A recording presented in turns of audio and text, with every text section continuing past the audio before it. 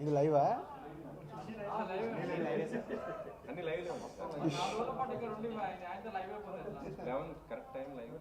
Okay, రెడీయా?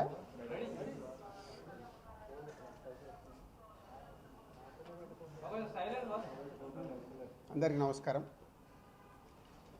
మీ అందరికీ తెలిసిందే, 4 రోజుల నుంచి ఫిలిం ఇండస్ట్రీలో అండ్ ఇంకా కొన్ని ప్రైవేట్ సెక్టార్స్ మీద ఇన్కమ్ ట్యాక్స్ సెర్చులు జరిగాయి. సో ఈ సెర్చుల విచిత్రం ఏంటంటే, మీడియా వాళ్ళందరూ ఛానల్స్లో కానీ సోషల్ మీడియాలో కానీ, నేను సెలబ్రిటీని కాబట్టి ఎన్నో సెర్చులు జరుగుతున్నా, సో నా న్యూసే మీకు క్యూరియాసిటీ ఉంది కాబట్టి మీడియాకి కానీ, మీ మీడియా ద్వారా సొసైటీకి కానీ, సో దానికి మీరు ఎంత ఫోకస్ చేస్తున్నారో 4 రోజుల నుంచి మీడియా ద్వారా చూస్తూనే ఉన్నాం. సో అందుకే మీ క్యూరియాసిటీకి దీనికి 4 రోజుల నుంచి ఏమి జరిగింది అనేది చెప్పాల్సిన అవసరం ఉందని మీ అందరినీ పిలవడం జరిగింది. లేకుంటే తెలిసింది తెలియని ఏదేదో న్యూస్లు వేసుకుంటూ 4 రోజుల నుంచి హైలైట్ చేస్తూ ఉన్నారు. ఇన్కమ్ ట్యాక్స్ సెర్చ్ అనేది మాకు 2008లో ఒకసారి జరిగింది. అంటే దాదాపు 16 సంవత్సరాల తర్వాత ఈ సెర్చ్ జరిగింది. మధ్యలో 3 times సర్వేస్ ఉన్నాయి. సర్వేస్ అంటే అకౌంట్ ఆఫ్ బుక్స్ అనేది చూస్తారు. సో ఈ సెర్చ్ అనేది ప్రాసెస్, వ్యాపారాలు చేస్తున్నప్పుడు ఇన్కమ్ ట్యాక్స్ చేయాల్సిన ప్రాసెస్. అలాగే మా మీద కానీ, అదర్ వేరే ప్రొడక్షన్ హౌజెస్ మీద కానీ, ఫైనాన్సర్స్ మీద కానీ నిన్న సెర్చెస్ అన్నీ ఉన్నాయి. పోతే మా దగ్గరకు వస్తే మా కుటుంబం మీద ఏదైతే ఆఫీసు ప్లేస్ ఉందో ఆఫీస్ దగ్గర ఈ సెర్చ్లు జరిగాయి. సో మొదటి 3 రోజులు ఎవరిది వాళ్ళకి ఇండివిజువల్గా సెర్చ్ చేసి స్టేట్మెంట్స్ తీసుకుంటారు. అయిన తర్వాత లాస్ట్ డే నిన్న ఆఫీస్లో కన్క్లూడ్ చేస్తారు. సో మా హౌజెస్లో జరిగిందా కానీ, ఆఫీస్లో జరిగిన దాంట్లో కానీ చాలా రిపీటెడ్గా వేసిన కొన్ని ఛానల్స్లో కానీ సోషల్ మీడియాలో కానీ ఇంత డబ్బు దొరికింది, ఇంత డాక్యుమెంట్స్ దొరికాయి, అది దొరికింది అనేది కొన్ని హైలైట్ చేశారు. ఎక్కడ కూడా మా దగ్గర డబ్బు కానీ డాక్యుమెంట్స్ కానీ ఐడెంటిఫై కానీ మా దగ్గర నుంచి వాళ్ళు తీసుకున్నది కానీ లేదు.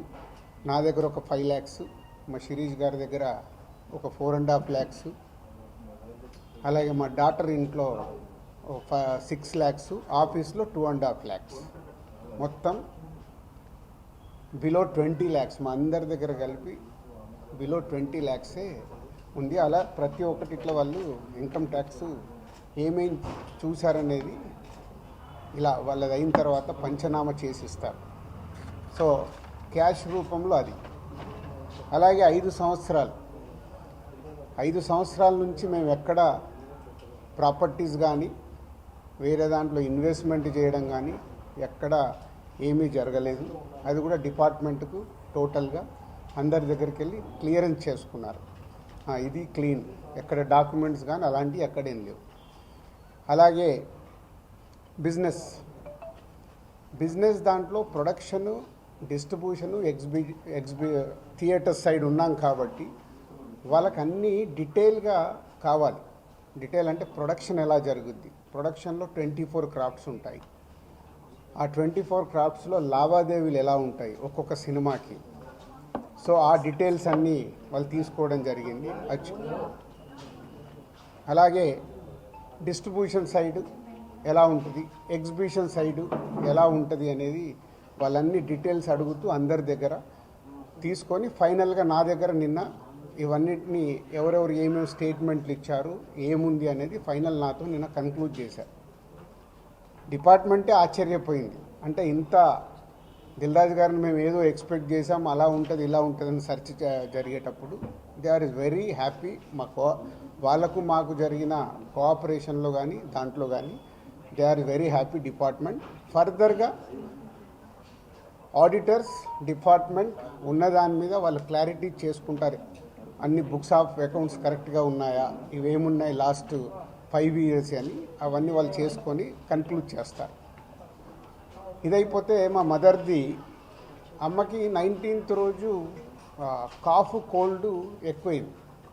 19th అయిన తర్వాత ఇంట్లో వెళ్ళేసి ట్రీట్మెంట్ తీసుకొని వచ్చి ఇంట్లో ఉన్నారు. సడన్గా కాఫ్ ఎక్కువ అవుతే ఇమీడియట్లీ హాస్పిటల్కి పంపించాం. దానికి ఎవరో కొందరు హార్ట్ అటాక్ అని ఇంకేదో అయిందని రకరకాల న్యూస్లు క్యారీ చేస్తారు. She very fine. జస్ట్ 2 రోజులు, షీఈ్ 81 ఏజ్, 2 రోజులు హాస్పిటల్లో ఉండి ఇప్పుడు డిశ్చార్జ్ అయ్యి వస్తున్నారు. She very normal. Lungs infection కొంచెం పెరగడం వల్లే కాఫ్ వచ్చింది, దానికి ట్రీట్మెంట్ తీసుకొని వస్తున్నారు. సో దయచేసి నేను మీడియా వారిని 4 రోజులు జరిగింది కానీ ఇది కానీ మీకు తెలిసిందో తెలియందో హైలైట్ చేసుకుంటే వేయకండి. నేను ఎప్పుడు రిక్వెస్ట్ చేస్తుంటాను. అంటే ఇప్పుడు నా మీద మీకు ఎంత క్యూరియాసిటీ ఉంటుందో ఒక సెలబ్రిటీగా, అలాగే చాలామందికి అది ఉంటుంది. తప్పుడు న్యూస్ వెళ్ళినప్పుడు అక్కడ వాళ్ళకి ఇటు మాకు తెలిసిన కుటుంబాలు కానీ ఇష్టపడే వాళ్ళు కానీ తప్పు న్యూస్లు వెళ్తాయి. దయచేసి మళ్ళీ నేను ఎప్పుడు చెప్పేదే మళ్ళీ చెప్తున్నాను, తప్పుడు న్యూస్ని బయటికి తీసుకెళ్ళకండి. Okay, thank you. ఎందుకు చేస్తారయ్యా? ఒక్క నిమిషం. 4వ రోజు నాది కాదు కదా, మైత్రిలో జరిగింది, అభిషేక్ మీద జరిగింది, ఇలా అందరి మీద. ఇది ఇండస్ట్రీకి సంబంధించి ఎందుకు టార్గెట్ చేస్తారు? ఇన్కమ్ ట్యాక్స్ అనేది ప్రాసెస్, ఇదేమి ఇల్లీగల్ కాదు. ఇన్కమ్ ట్యాక్స్ అనేది ప్రతి ఒక్కరికి, మీరు కూడా టీడీఎస్లు కడతారుగా, ఎందుకు కడతారు? అస్సలు తప్పు. ఇవే అంటున్నా, రాంగ్ న్యూస్లు మీ ఇష్టంకి వచ్చినాయి అనేసుకొని వేయడం ఎందుకు? అభిషేక్ అగర్వాల్ కూడా ఉన్నాడుగా, మైత్రి కూడా ఉందిగా, వాళ్ళకు ఉన్నదాని మీద 18 years అయింది.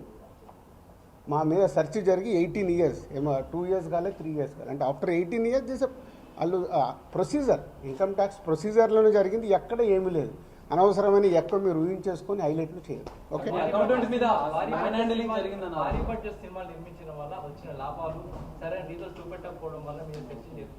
నా దగ్గర కాదండి, మొత్తం జరిగితే మళ్ళీ మీ దగ్గర అంటారండి. సో అన్నీ జరుగుతాయి, ఇట్స్ ఎ ప్రాసెస్. ఇందాక చెప్పాను కదా, 24 craftsకు ఎలా స్పెండింగ్ చేస్తున్నారు. ఇప్పుడు మా గేమ్ చేంజర్ ఇంత బడ్జెట్ అయింది, ఎలా స్పెండ్ చేస్తున్నారు. They want all accounts. మేము క్లీన్గా ఉండొచ్చు, తీసుకున్నోడు ఉండకపోవచ్చుగా.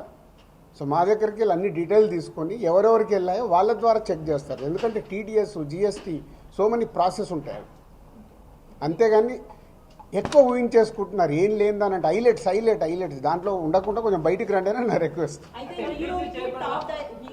టాప్ డైరెక్టర్స్ కి బ్లాక్ ఇవ్వడం వల్లే ఇష్యూస్ వస్తున్నాయి అనేది కూడా వినిపిస్తుంది. మీలో కొంతమంది, మీ ప్రొడ్యూసర్స్ కొంతమంది చెప్తున్నారు, దీనికి ఏమంటారు? మీ ఛానల్స్ కూడా చాలా చెప్తారు, బ్లాక్ ఎక్కడ ఉంది, ఎక్కడికి వెళ్ళి వస్తుంది, నువ్వు సినిమా ఎక్కడ చూస్తున్నావు, ఆన్లైన్లో టికెట్ బుక్ చేసుకుంటున్నావు, 90% బుక్ మై షోలో బుక్ చేసుకుంటున్నావు, పేటీఎంలో బుక్ చేసుకుంటున్నారు. ఎక్కడుంది క్యాష్? 90% అకౌంట్లోనే కదా అందరు మీరు బుక్ చేసుకుంటున్నారు, సినిమాలు చూస్తున్నారు.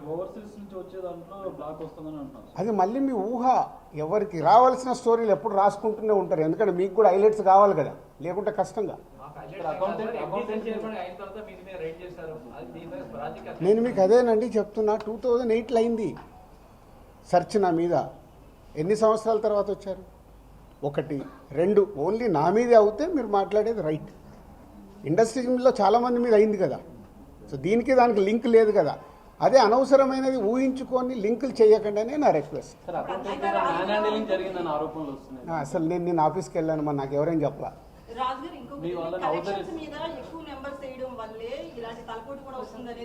అది మొత్తం ఇండస్ట్రీ అంతా కలిపి మాట్లాడతాం, అది నేను ఇండివిజువల్గా మాట్లాడకూడదు. అలాంటి ఏదైనా ఉంటే కరెక్ట్ చేయాల్సిందే, ఇండస్ట్రీ తరఫున కరెక్ట్ చేయాలి. 22 నుంచి మీరు ఐటీ ఫైల్స్ చేశారా సార్? ఎవ్రీ ఇయర్ ఉంటుంది. 22 నుంచి అంటే ఎవ్రీ ఇయర్ ఉంటుంది. అదే 22, 23 వరకు అసెస్మెంట్స్ అయిపోయాయి. 30% స్లాబ్లోకి ఎంటర్ అయ్యారు కదా, దానికి సంబంధించి కూడా క్లియర్ ఉందా? ఏంటది? 30% ₹40 దాటితే ఐటీ అన్నదాన్ని. మీరు ఎక్కడున్నారండి బాబు? నా కంపెనీ టర్న్ ఓవర్ ఎంత 30% గురించి మాట్లాడుతుంది. హైలైట్ టర్న్ ఓవర్ నా కంపెనీది. ఎప్పుడో 2008లోనే నా సర్వే అయిందంటే అప్పుడే ఎంటర్ అవుతుంది కదా, అవుద్ది. అయితే ఫిల్మ్ ఇండస్ట్రీలో రైట్స్ జరగడం కూడా ఒక ప్రెస్టేజ్ ఇష్యూగా కొంతమంది చూస్తున్నారు, డైరెక్టర్లు, హీరోలు, వీళ్ళంతా. దీనికి ఏమంటారు మీరు? అంటే ఇన్కమ్ ట్యాక్స్ వాళ్ళు అదే అంటారు, సార్ మేము వచ్చినామంటే మీరు పెద్దోళ్ళు అని. సో మీ మీద కూడా చేయించుకోరు, మీరు ఫాస్ట్గా పెద్దోళ్ళు అవుతారు. సార్ మీకు సిబ్బందిని కూడా హౌస్ అరెస్ట్ చేశారన్న వార్త. అది న్యాచురల్. అంటే హౌస్ అరెస్ట్ అంటే ఇప్పుడు నేనున్నాను 3 రోజులు, మీ వీడియోలు తీస్తున్నాను, నేను ఎక్కడికైనా వాకింగ్ చేస్తాను, బయటికి వెళ్ళనివ్వరు. కమ్యూనికేషన్ కాకుండా వాళ్ళకి కావాల్సిన ఇన్ఫర్మేషన్ తీసుకోవడానికి అందరినీ డిఫరెంట్లో ప్లేస్లో పెట్టి ఫైనల్గా కన్క్లూడ్ చేస్తారు. ప్రొడక్షన్ టైంలో జరిగిన లావాదేవీలు, తర్వాత మీ సినిమా రిలీజ్ అయినాక వచ్చిన లావాదేవీలు, వీటన్నిటి మీద అడగడం జరిగిందా లేదా ప్రొడక్షన్ అది ఆటోమేటిక్ అండి, అది ప్రాసెస్. వాళ్ళకి అదే అవగాహన చేసుకోవడానికి. సినిమా క్యాష్ ఉన్న బ్యాంక్కి వెళ్ళి డ్రా చేసే పెడతారు. సో వాళ్ళకి డౌట్స్ ఉంటాయి. డౌట్స్ ఉన్నప్పుడు క్లారిఫై చేయాల్సిన రెస్పాన్సిబిలిటీ మాదే కదా. సో అలా ఒక్కొక్కటి ప్రొడక్షన్ ఏంటి, డిస్ట్రిబ్యూషన్ ఏంటి, ఎగ్జిబిషన్ ఏంటి, ఎలా ప్రాసెస్లో ఉంటాయి అన్నీ ఎక్స్ప్లెయిన్ చేస్తూ వచ్చాను. మీ దగ్గర 5 lakhs రూపీస్ అని అన్నారు, శిరీష్ గారి దగ్గర 4.5, at the same time Hanshitha గారింట్లో ఎంత స్వాధీనం చేస్తారు? 6.5 lakhs. టోటల్ కలిసి 20 లక్షలండి. క్యాష్ రూపంలో మా ఫ్యామిలీలో కానీ ఆఫీస్లో కానీ 20 lakhs. అది దానికి కూడా ఇది అన్అఫీషియల్ కాదు, ప్రతి ఒక్కదానికి ఇట్లా డాక్యుమెంట్ ఇస్తారు. ఇది 5,50,000 గోల్డ్ ఉంటుంది. ఏ లిమిట్లో ఉండాలో ఆ గోల్డ్ కూడా ఉంది అందరిది. యాజ్ పర్ రూల్ ప్రకారం ఎవరి దగ్గర ఎంత ఉండాలో అంతే ఉంది. మెయింటైన్ అంటే మేము రెస్పాన్సిబుల్ పర్సన్ కదా, ఏది మేము తప్పులో ఉండకూడదుగా. అంటే రైట్స్ జరగడం కూడా మీరు ఎంత క్లీన్గా ఉన్నారనేది తెలుస్తుంది కదా. ఇగో నా వైఫ్ 75 లక్షలు. సో ప్రతి ఒక్కటి ఇట్లా ఇస్తారు వాళ్ళు డాక్యుమెంట్, పంచనామా చేసి ఇచ్చేసి వెళ్తారు. అందరి క్లీన్గా ఉన్నాం. అయితే ఎన్ఆర్ఐ నుంచి పొలిటీషియన్స్ నుంచి కొంత బ్లాక్ మనీ రావడం, దాన్ని ఎక్కువగా ఫిల్మ్ ఇండస్ట్రీలో పెట్టడం ఇలాంటివి జరుగుతాయి అంటారు కదా, దీని గురించి నాకు ఇప్పియరాదు, నేను తీసుకుంటాను. మరి తక్కువ ఇంట్రెస్ట్లో ఎక్కువ ఇంట్రెస్ట్లో కడుతున్నాను నేను. సంక్రాంతికి వస్తున్న సినిమా మీద ఏపీ హైకోర్టులో ఒక పిటిషన్ అవన్నీ జరుగుతూనే ఉంటాయి. ఎంతసేపు నెగిటివ్ పాజిటివ్ మాట్లాడు, అవన్నీ ప్రాసెస్లో జరుగుతుంటాయి. ఎందుకు వేసారు, ఏది ఆగదుగా, ప్రాసెస్ అది జరుగుతుంది. ఓకే, ఏం చెప్పాలి, అయిపోయింది, మొత్తం తీసుకున్నారు. థర్డ్ రోజు వచ్చి కలవమన్నారు. ఈ లోపల చెక్ చేసుకుంటారు, ఆడిటర్ వెళ్ళి మాట్లాడతారు. థర్డ్ రోజు వెళ్ళి నేను కలుస్తాను. నెక్స్ట్ అయిపోయింది కదా, చెప్పినా మొన్నే 2025 స్టార్ట్ అని. సంక్రాంతి వస్తున్నాం, స్టార్ట్ అయింది కదా. ఎలా సూపర్ హిట్లు కొట్టాలనేది మన పని, అదే మొదలు పెడతా. ఓకే, పాజిటివ్ అండి.